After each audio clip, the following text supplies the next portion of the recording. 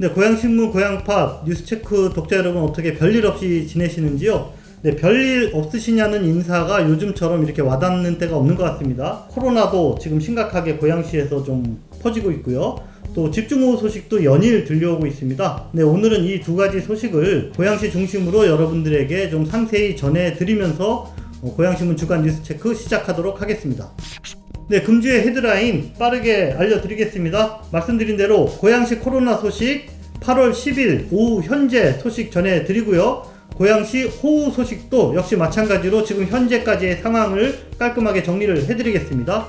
그리고 이어지는 소식은 김낙중 평화운동가님의 부고 소식, 그리고 고양신문에서 3월부터 17회째 연재하고 있는 건강도시 고양 특집 기사에 대한 이야기, 그리고 마지막으로 일산역 앞에 새로 문을 연 문화공간 끼 소개해드리면서 오늘의 뉴스체크 시작하겠습니다.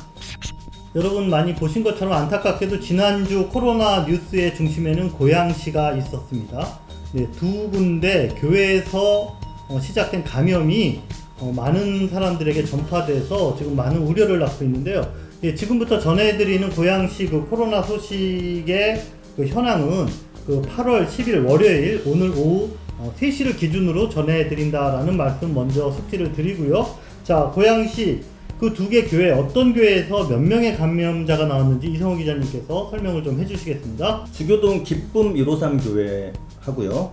풍동 반석교회입니다. 네네. 예, 두 교회 다 아주 작은 교회예요. 소규모 교회예요. 예, 그 고양시가 파악하기로는 교회 교인 수가 15명씩으로 거의 가족같이 지내는 교회라고 볼 수 있을 것 같습니다. 네네. 그러면은 그 두 교회 중에 감염자가 상대적으로 더 많은 풍동 반석교회, 자, 요 교회의 감염이 상당히 좀 우려할 만한데, 네, 인원은 몇 명이고 또 어떤 특징이 있는지 설명을 부탁드립니다. 지금 월요일 기준으로는 두 교회를 합치면은 52명이나 됩니다. 네. 예, 어제까지는 45명이었는데 또 추가됐어요. 네. 또 지난주 금요일까지는 이제 23명이었는데 계속 늘어나고 있습니다.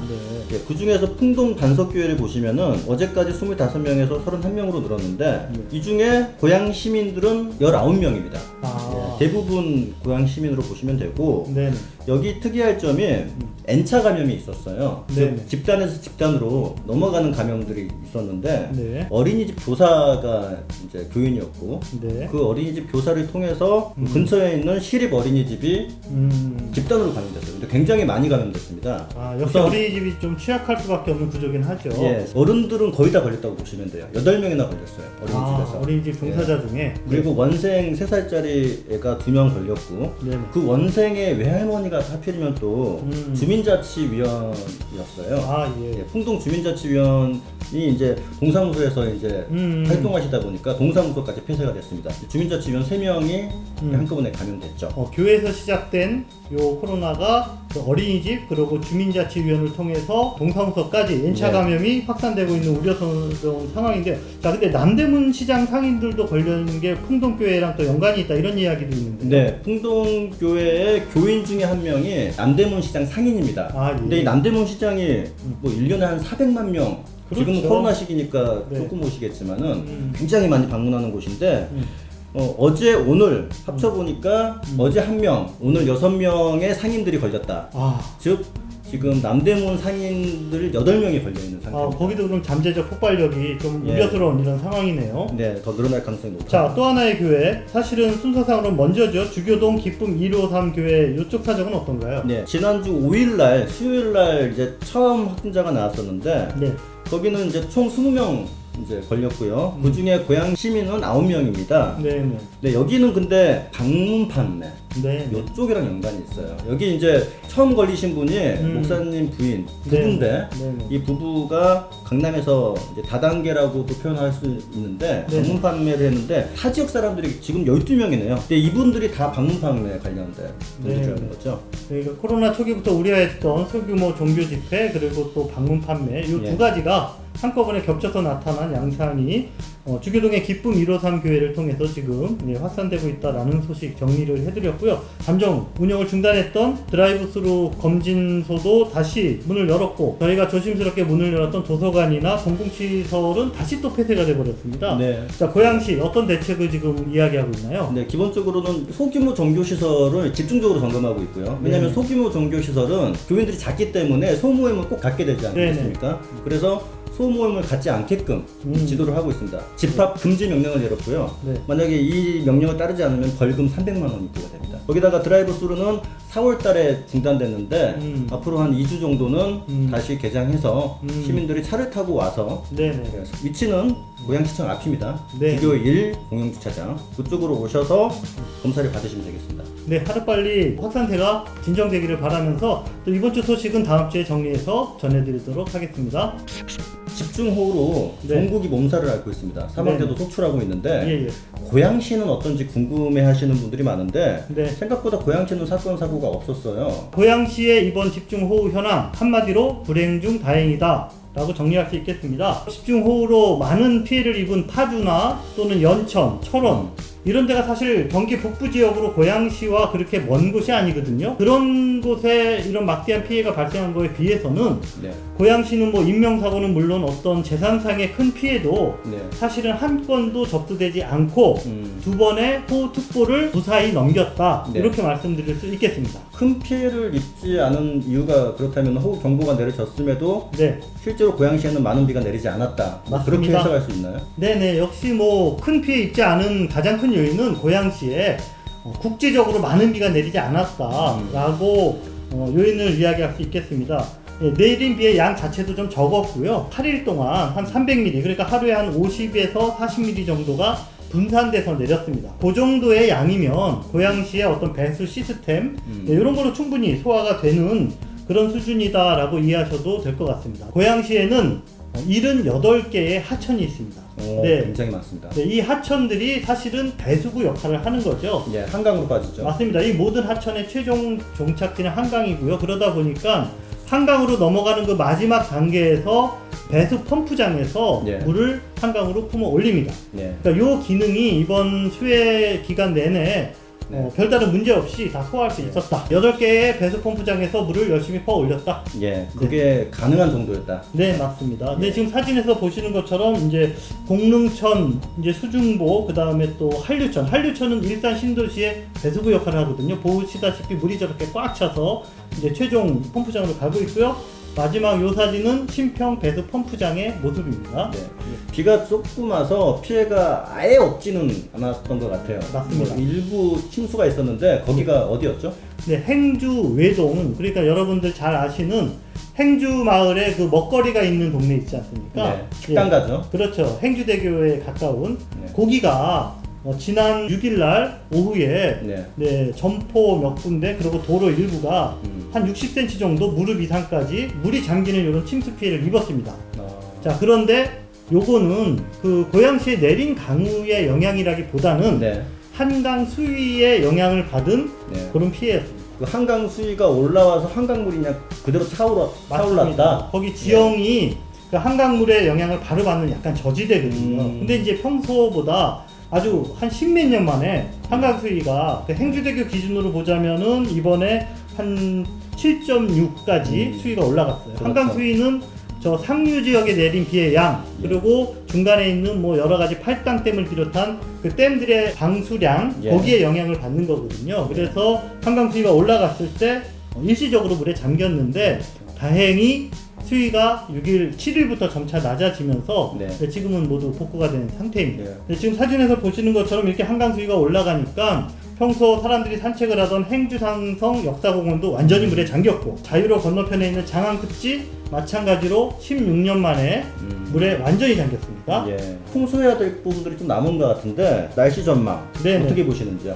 네, 다행히 제주도에서 올라온다라는 장미라는 태풍도 고양시에는 별다른 영향 없이 패스를 할 것 같고요. 하지만 안심할 수 없는 상태입니다. 앞으로도 한 5일 정도 비가 더 온다라고 예보를 하고 있고요. 국지적인 호우가 고양시에 안 오리란 보장은 없습니다. 그리고 더 염려스러운 것은 지금 워낙 오랜 기간 비가 오다 보니까 모든 흙이 그 물을 먹을 수 있는 최대한의 그런 분량의 물을 먹고 있는 상태예요. 네. 그러니까는 어느 한 군데가 이렇게 자극을 받으면 산사태 우려가 있습니다. 만약에 5일 동안 네. 집중호우가 한 번이라도 있다면은 산사태 위험도 있을 수 있다, 뭐 그런 말씀. 네네, 맞습니다. 그러니까 마지막까지 기상특보에 귀를 기울이면서 네. 특히 주변에 어떤 위험 요소가 없는지 예. 사전에 잘 점검하시는 모습이 필요하다라고 말씀드리겠습니다. 예.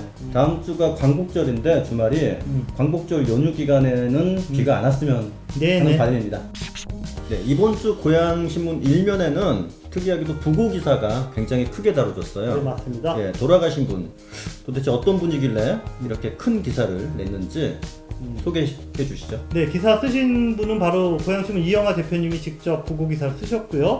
평화운동가로 평생을 사셨던 김낙중 선생님이 지난달 29일 날 세상을 떠나셨습니다. 네, 우리 나이로 90세를 사셨는데요. 네, 중앙 언론에서는 이 김낙중 선생님이 전 민중당 대표를 지냈고 그 다음에 평화운동을 하다가 5차례 사형 선고를 받으시고 그리고 18년 동안이나 긴 옥살이를 하셨다라는 이런 객관적인 내용만 간략하게 이런 기사로 썼는데요. 저희 고향신문에서는 이분이 고향의 이웃으로 오랫동안 살아가시면서 온갖 고난 속에서도 평화와 그리고 화해를 위해서 열망을 꺾지 않으셨던 그 김낙중 선생님의 삶의 결을 좀 더 자세히 짚어보고 그리고 그분의 뜻을 기리는 그런 부고 기사를 고향신문 1면에 이렇게 게재를 했습니다.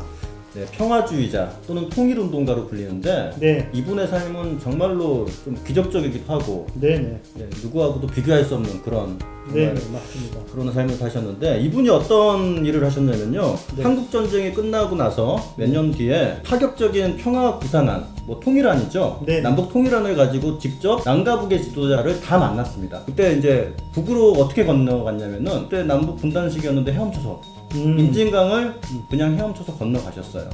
그러다 보니 그 대가로 또 남한에 와서는 오랜 수영 생활을 감내해야 했습니다. 네, 맞습니다. 네, 서로의 다름을 인정하고 남과 북이 평화롭게 공존하는 그런 세상을 꿈꾸셨던 김낙중 평화운동가 김낙중 선생님의 올곧은 삶 그리고 그분이 꿈꾸셨던 세상을 고향신문 1면 부고기사를 통해서 만나보시기 바랍니다. 네, 올해 3월부터 고향신문의 오랜 독자 여러분들 중에서는 고향신문 6면 기사를 버리지 않고 매주 꼼꼼히 스크랩하는 분들이 많다라는 소식이 들려옵니다. 자, 어떤 기사인지 아시나요? 네, 대부분 다 오래 살고 싶으신 분들은 이걸 스크랩한다고 하시더라고요. 아, 그래요? 장수하고 싶다. 기획 이름은 건강도시 고향을 위한 심층 기획.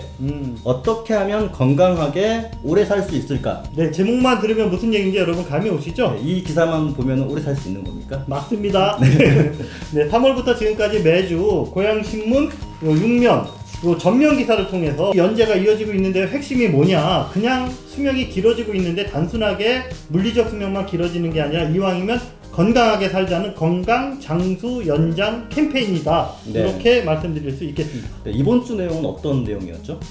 그동안 다뤄진 내용을 먼저 잠깐 짚어드리면요. 그동안 뭐 이제 의약품에 의존하는 거에서 좀 벗어나자.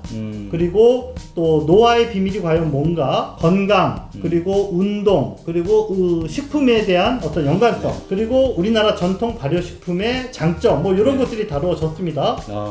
어찌 보면 우리가 뭐 이미 상식적으로 알고 있는 그런 내용들인데 요거를 최신 과학적인 어떤 데이터, 그 다음에 의학적 실험 결과를 통해서 아주 객관적이고 설득력 있게 또 집중적으로 정리를 했다라는 게 이번 연재 기사의 특징입니다. 그러면 지금 이번 주에는 또 어떤 내용이 다뤄졌을지 궁금하네요. 네, 그동안 한 5번의 그런 주요 섹션들이 바뀌었는데요. 이번 주에는 뭐냐? 바로 숲의 치유 능력입니다. 여기 지금 도표 하나 보시겠습니다. 요 그래프 보시면 숲 체험 전후에 인간의 신체가 어떤 변화를 나타내느냐라는 걸 보여준 건데요. 숲에서 산림욕을 하면 혈압도 낮아지고 아토피도 낮아지고 우울증 수치도 저 그래프에서 보시는 것처럼 이렇게 낮아진다라는 거를 객관적으로 이렇게 이번 기사에서 다루고 있습니다.